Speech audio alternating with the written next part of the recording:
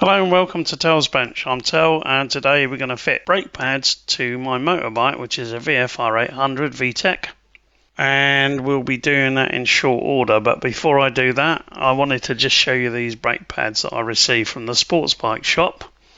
And so they're EBC, they're double H brakes, that's why you got a double H in the part number up there, and they're sintered brakes. So for those who don't know what sintered brakes are, they're made by fusing metallic particles, things like iron, steel, copper, under very high heat and pressure, and the process is called sintering. Anyway, it creates something that's highly durable. I mean, it's going to last much longer than organic or semi-sintered pads, and they got good heat resistance and will cope with things like heavy-duty braking, very frequent heavy braking, and give you really good stopping power. And it also does well in sort of wet and muddy and rubbish conditions basically on the road. So I've been using these for about 15 years, never had any problems with them whatsoever. So that's why I continue to use them. It doesn't mean to say it's necessarily the best one for your motorbike, but it's the one I use. So if you're not using exactly the same model and exactly the same year as me, you may want to check that there's not a newer prescription for your bike. There might be. So make use of AI, make use of the internet, make use of the manual, Haynes manual, whatever you need to do. But the last time I looked, these were supposed to fit anything from 2002 to 2013, I think. You can find these on eBay, actually, and normally they have a list of the models that they support for the products that they sell. So that's one way of doing it. They come in these nice packages here, so you just need to cut around to get them out with a knife. Take care with that, obviously. Take care not to get any grease on them. So if you've got greasy hands, don't put your fingers on here. Obviously this is a brake pad for braking, and you don't want to get grease on it, or at least not on the pads. We will be putting some copper grease on the back, a very small amount actually. That's to just give some lubrication where the pistons come out and push these against the brake disc. But you have to be careful you don't get that on the pads as well. Everything needs to be clean for brakes, and it's really, really important that you do that. But we'll go through that when we go through the work. But before I continue, let's just turn it over and see what's on the back. There are some, I would say, health assertions on the back of it, and they assert that the asbestos is not present and the lead is not present, so it's free from those. And it's also giving you some information about the type. So for the HH, which is what this is, it's saying it's made for faster sports bike with the longest life. I get many thousands of miles out of these, so I can attest to that. It's pretty good. It goes on to say if you want to use a bike on the track, you should consider one of these two.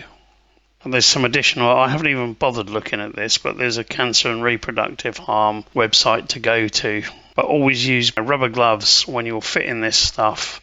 And in particular, if you're fitting any brake pads for the first time on the bike that you've got, make sure that you definitely have got those gloves on. Make sure you probably got a mask on as well, because if you don't know what's in there, you don't know whether the other brake pads that are in there may have some harmful products in there.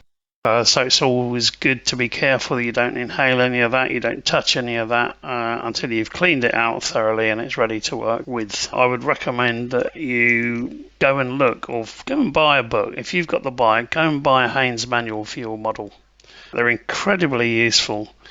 Or if it's not Haynes, some other service manual. It's not an endorsement, but that's what I've always used throughout my whole life. They've got a long history of producing really good detailed manuals for car and bike maintenance, so that's what I use. Let's get on with the show. Let's get on and actually do some work and go and fit these pads into the bike brake system at the front wheel.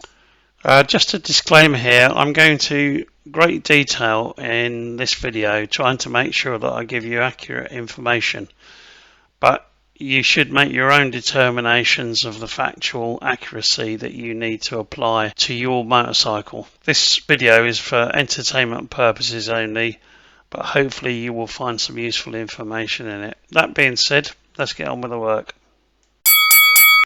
So please like and subscribe. It's absolutely free and you'd be doing me a very big favour, did. Right, the first thing we need to do before we actually start the job is to make sure that we've got the tools to do it. So what I'm going to take you through is what you need, which are not very many things actually, just a few things, but it's important that we have them all. So we need a couple of socket types. So we've got a 12mm and we've got a 8mm. These ones here, the 12mm, will be required for the right hand side at the front to take off the caliper mounting bolts. The 8mm will be used to take off the bolt, which is actually the pin, or the retaining pin for the pads on both sides. And then we need a H6, which is a hex bit, one of those. And that's going to be to remove the bolts on the left hand side at the front because they are inverted. In other words, you have to push this in to the bolt stem, if you like, or the bolt head, in order to either do it up or take it to pieces. So we'll need those. You will need a ratchet, and that's a just over 6mm. This ratchet, it's pretty standard stuff, to be able to undo these and to do them back up a bit. Not necessarily fully, because we're going to need a torque wrench. So you'll need a torque wrench, and that's one of these babies. It's got 10mm square fitting there, and it would usually come with this, which reduces it down to 6.25mm or something. And so you can put that on there, and then you can attach this socket to it, and that will enable you to torque it up. And on my torque wrench, I've got torque settings here. I spoke about the values. The main mounting bolts are 31 Newton meters of torque, and the pins which retain the brake pads are 18. So that's that. You will also need some cleaning material, which will be disc brake cleaner, so that you can spray that on the inside of the calipers and clean all the rubbish out from it. And then just some rags that you can use to mop up the dirt and stuff like that. You will also need something like this, which is a thread locker.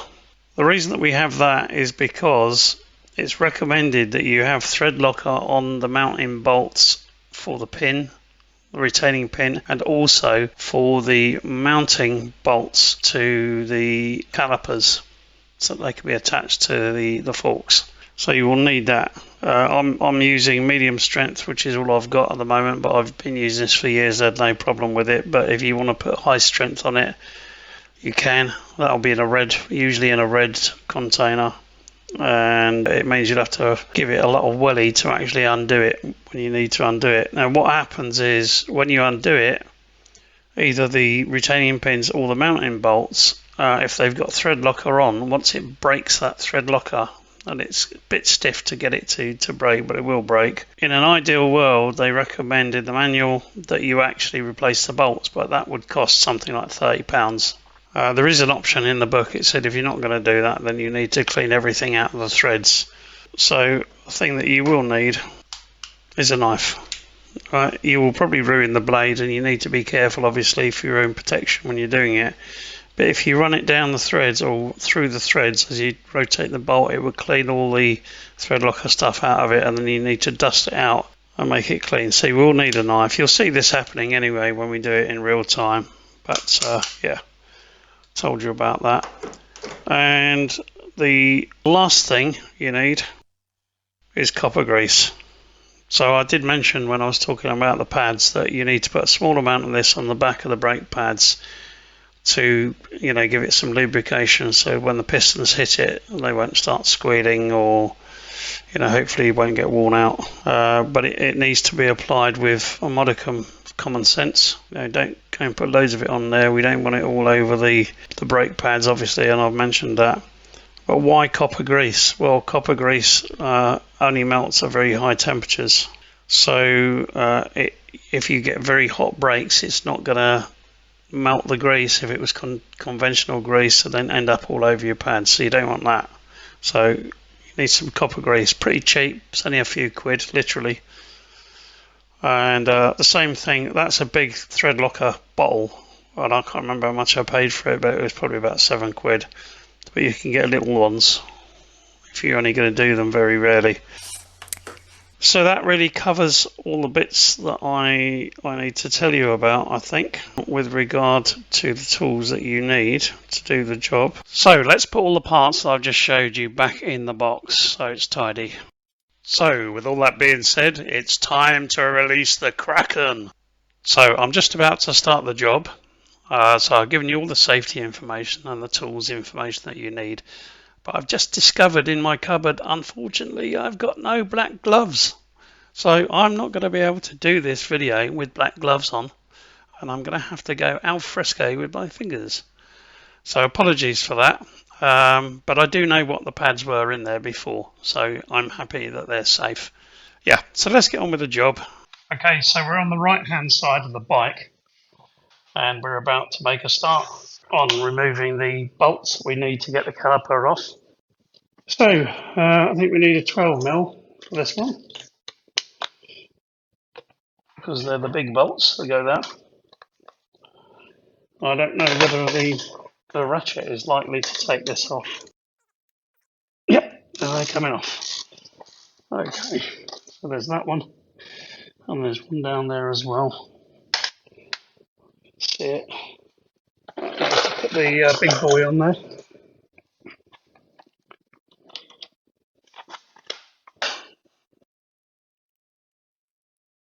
Okay, there it comes.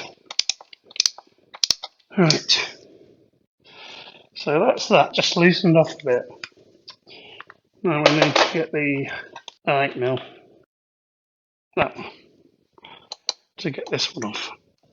Right, I'm not going to take it all the way off.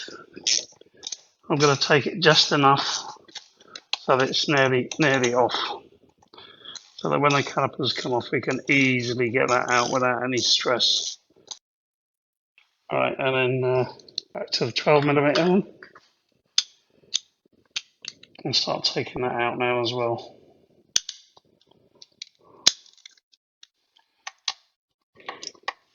Once you get these started, they come out quite easily, and you'll see what I mean about the thread locker that's inside them, whatever's left of it anyway.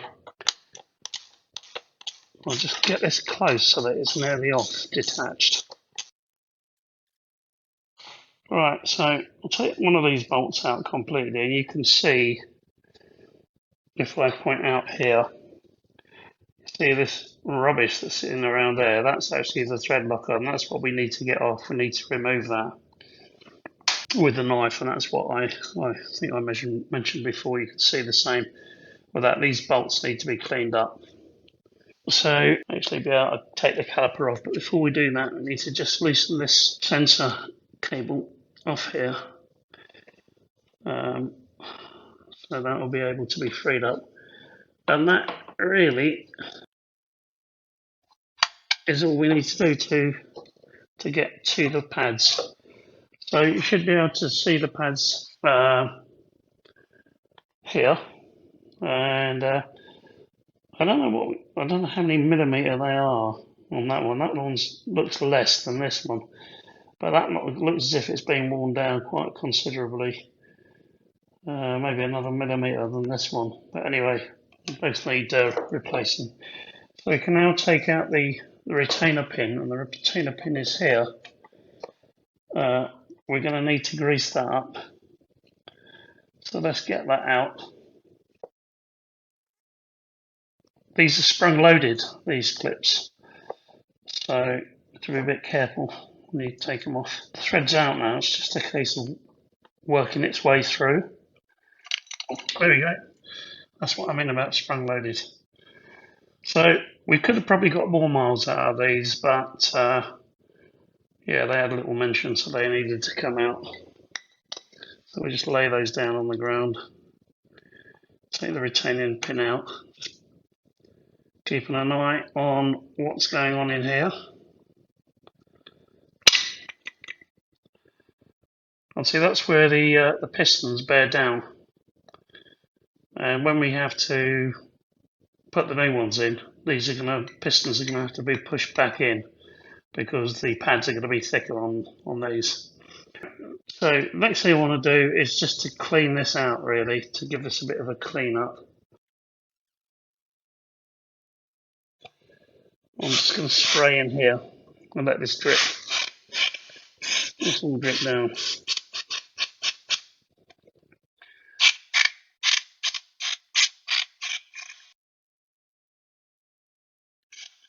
Bit of an ugly job, but someone's got to do it. I'm just going to wipe these from the inside. Doesn't have to be perfect, but I'm just trying to get the majority of any outlying grease removed so that we've got a fairly good surface, clean surface in there for the new pads to go in.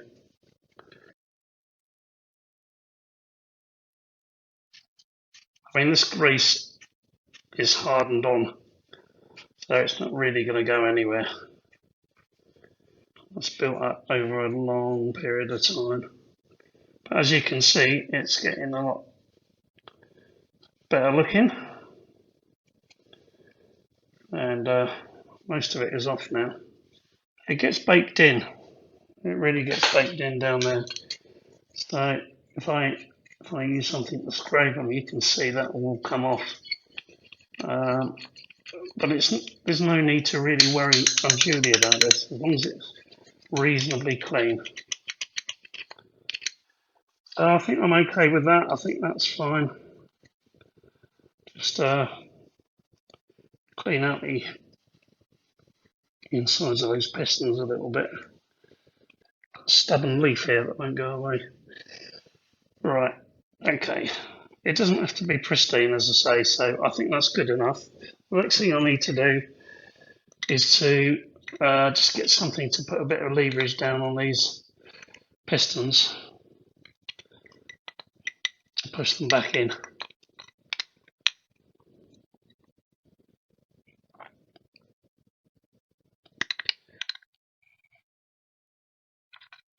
I usually use a paintbrush. I think if you're careful, you can use the edge of the pads.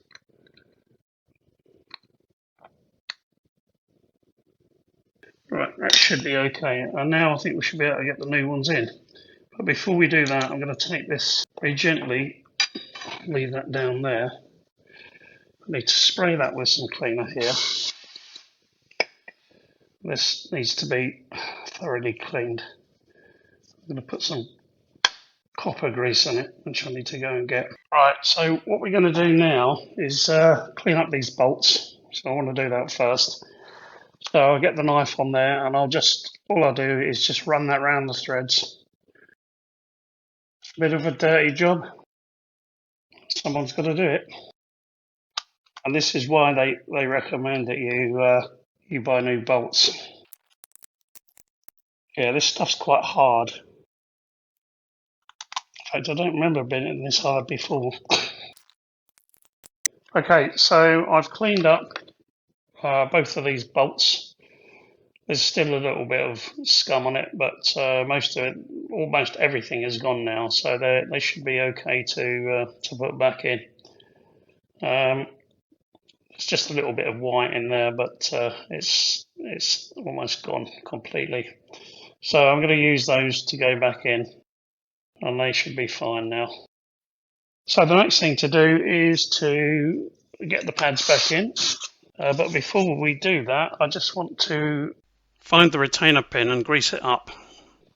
Right, so I'm just going to put a little bit of copper grease on here, tiny bit, just so that this goes through nice and easy. Get that anywhere near any pads or anything else. That will just make it transit. So let's get the new pads in. So that's one. That's the other. So we should be able to just pop these in actually. Before I do that, just put a little bit of copper grease on those two. Again, it's the tiniest amount, really, just a small amount on the back of there.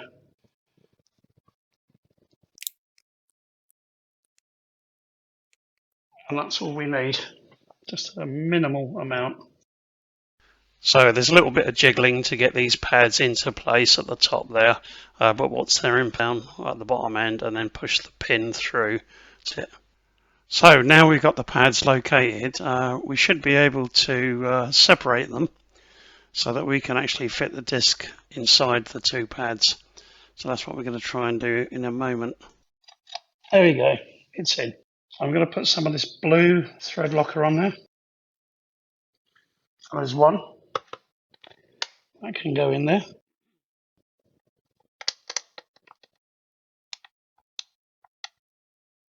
And then we'll do the other bolt, adding a little amount of the thread locker as well.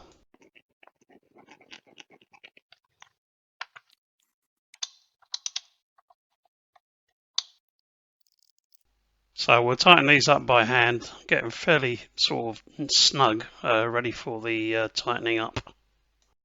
So the next thing to do is to get the torque wrench out and set it. So we're going to alter this so that we're going to get 31 Newton meters. Go up to 28 there, that's 28, 29, 30, 31. Right, so that is 31 Newton meters. And I need to lock these now.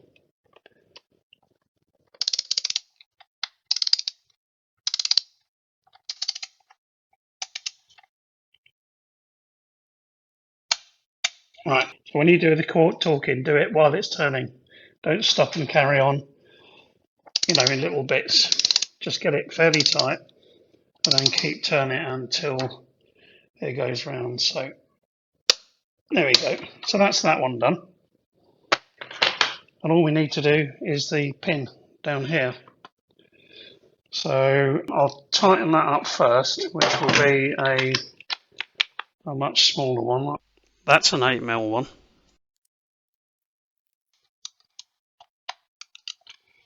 I'll put some thread locker on it now, and then we can get that tightened round.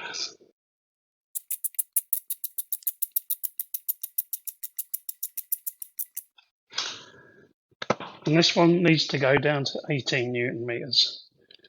So I need to wind it back so the zero's on there, and then wind it back too.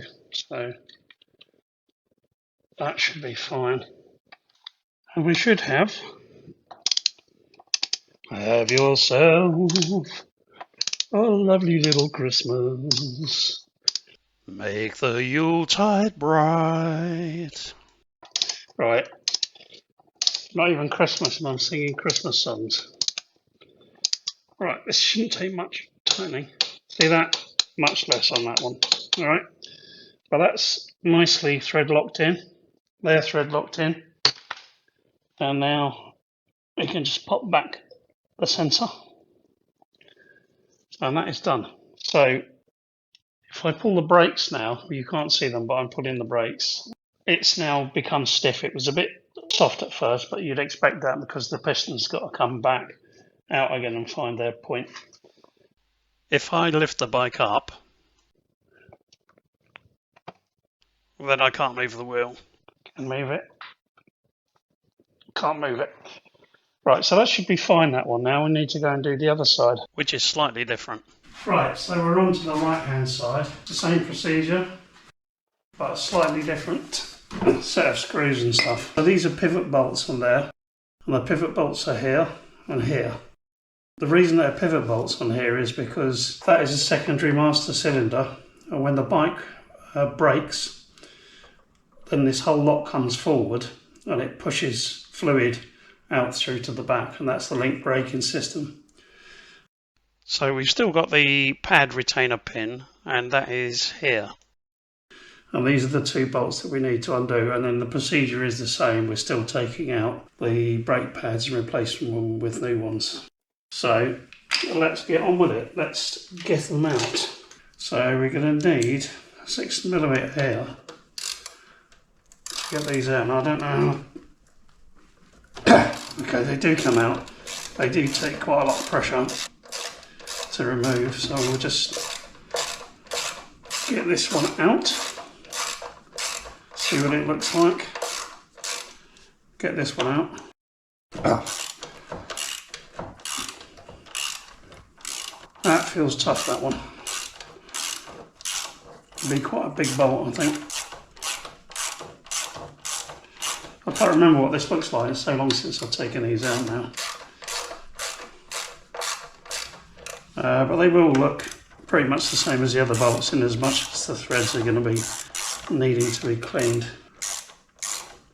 So I'll get them to the point where they're just about to come out, but not quite. And well, that is out actually. So is that one. Right, so those two are out, and then I need to get the retaining pin, I should say. Oh my god, look at that. That is just what happened. The reducer head has broken off. Of that inside there. Oh, that is really, really annoying. Now I've got to try and push this out so I can get the other one in from the other side. Luckily I have a spare.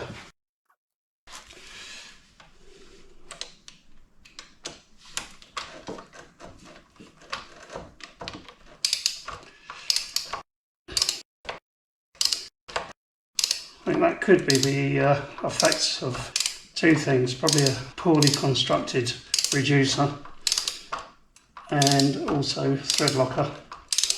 Combination of the two.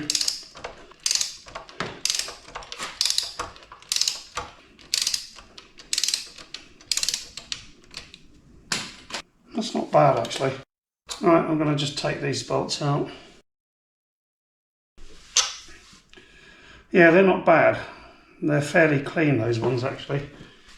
Almost as if I didn't put much thread locker on them, but I thought I did. Yeah, this bolt needs to be cleaned, so I'm going to have to go through the ritual of cleaning the thread locker off. So there's the bolts. They're nicely cleaned now, so they're ready to be put back when we're ready to do it. So the next thing we need to do is to take this off, because it should be completely disassociated now. And we can carefully remove that. And out comes one of those lovely little things called pads. So we can take that out. We don't need those anymore. Get rid of them. And we need to push those pistons in. Next thing to do is to give this a bit of a clean, I think. It's looking pretty bad in there. And let this one drip down inside. This is brake disc cleaner. Get the most of it, let it drop onto the tea towel.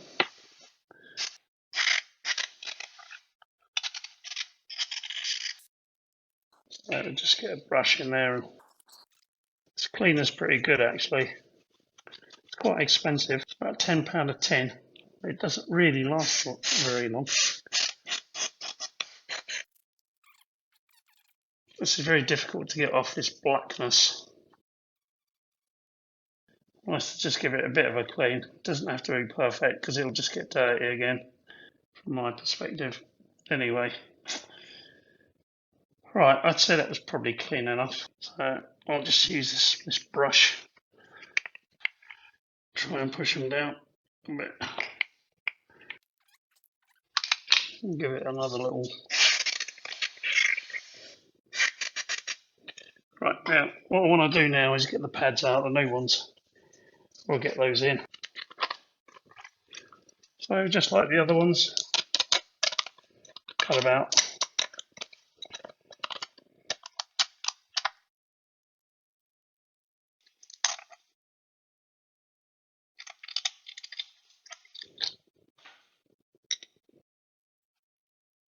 The other one, small amount of copper grease on the back.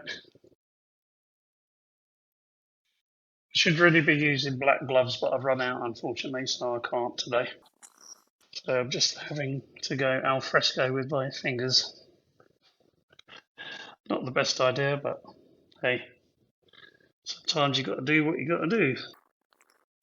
A notch in here always goes up that end because it sits in there. Notch one in.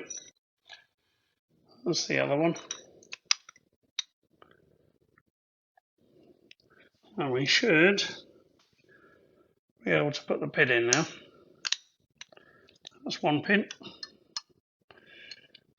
through one hole. That's the other one through the other hole. And hopefully it will all go in. It'll line itself quite nicely. We'll give it a bit of a turn, a bit of a screw around there. And then somehow I need to separate these pads. There we go.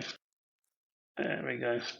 Right, I'm going to try and just get this back on the rim now, because I think that's what I need to do. And it's gone in quite easy actually. That's nice. That was nice. All right, so thread locker time. I think with this one, this has been out probably 4 or 5 times now over the course of the lifetime of this bike. So I think that next time I change these, if I ever do change them on this again, I think it's probably time for me to get some new bolts. So 18 years old, not too bad once in a lifetime. And that might last another 18 years, who knows. So I'm going to stick that back in the bottom, that assembly, get that in, and we'll get those torqued up. In fact, we'll get this one torqued up first because I've already got the torque setting to 18 Newton meters, I think, because I set that up last. So we'll do this one first. So a bit more thread locker on the bottom one.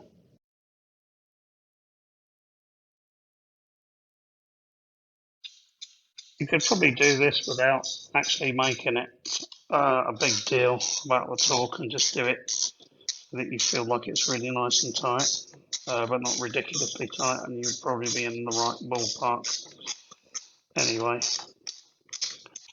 Alright, so let's stick that on the torque wrench.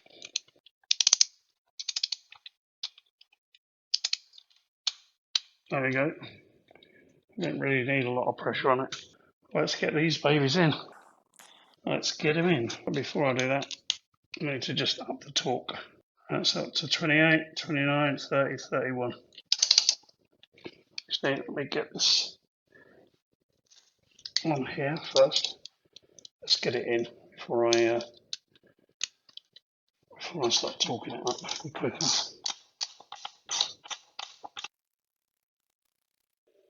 Right, so that is at the right torque setting now.